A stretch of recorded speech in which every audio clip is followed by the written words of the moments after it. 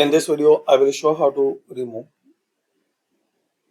scientific notation from large numbers in Excel. So guys, once you try to enter the large number like this,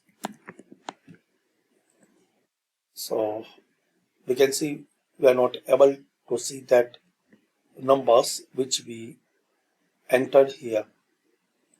So to resolve this problem, right click on it and select Format Cells. Select number, decimal places make 0. Then click on OK.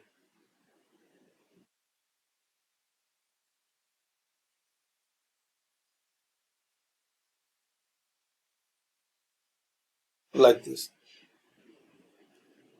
And make sure Excel only will provide the number up to 15 digits. After that, they will show you only number 0.